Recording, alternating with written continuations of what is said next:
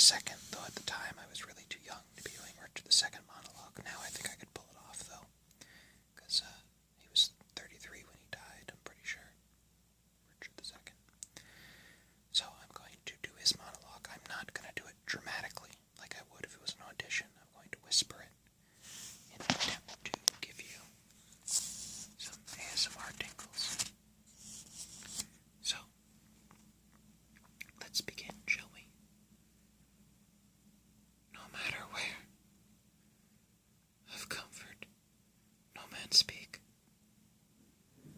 Let's talk of graves, and worms, and epitaphs. Make dust our paper, and with rainy eye, write sorrow in the bosom of the earth. Let's choose executors, talk of wills, and yet not so, for what can we bequeath save our own deposed bodies to the ground? Our lands, our lives, all are bowling brokes, and nothing can we call our own but death, and that small model of barren earth that serves as paste and cover to our bones. For God's sake, let's sit upon the ground and tell sad stories of the deaths of kings, how some have been deposed, some slain in war, some haunted by the ghosts they have deposed, some poisoned by their wives, some sleeping killed, all murdered. For within the hollow crown that rounds the mortal temples of a king keeps death his court, and there the antic sits, scoffing at his state and grinning at his pomp, allowing him a breath, a little seen to monarch eyes, be feared, kill with looks, infusing him with self and vain conceit, as if this flesh which walls about our life were brass impregnable, and humoured thus, comes at last with a little pin, bores through the castle wall, and farewell, king. Cover your heads, mock not flesh and blood with solemn reverence. Throw away tradition, form, and ceremonious duty. For you have but mistook me all this while. I live with bread like you, feel want, taste grief, need friends. Subjected thus, how can you say to me that I am king? I believe I'm down because it's distracting.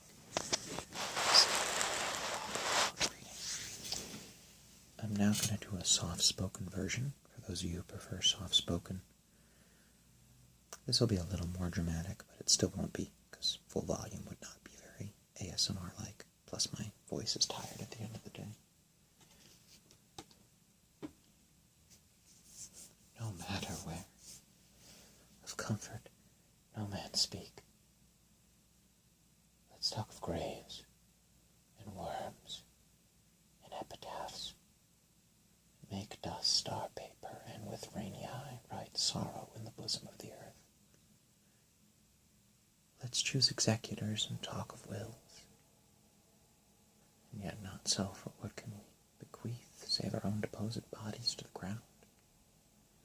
Our lands, our lives, all are bowling brokes, and nothing can we call our own but death, and that small model of barren earth that serves as paste and cover to our bones.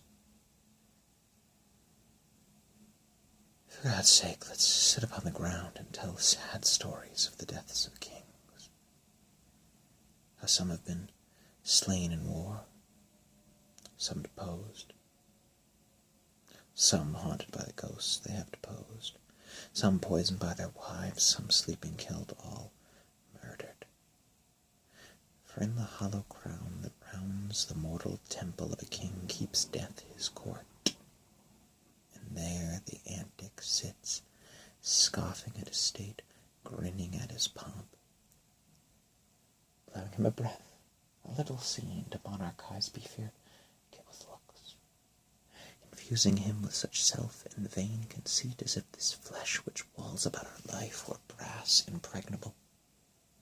And humoured thus, comes at last a little pin, bores through the castle wall, and farewell, king. Cover your heads, mock not flesh and blood with solemn reverence. Throw away tradition of form and ceremonious duty. For you have but mistook me all this while. I live with bread like you, taste want, feel grief, need friends. subjected thus, how can you say to me that I am king?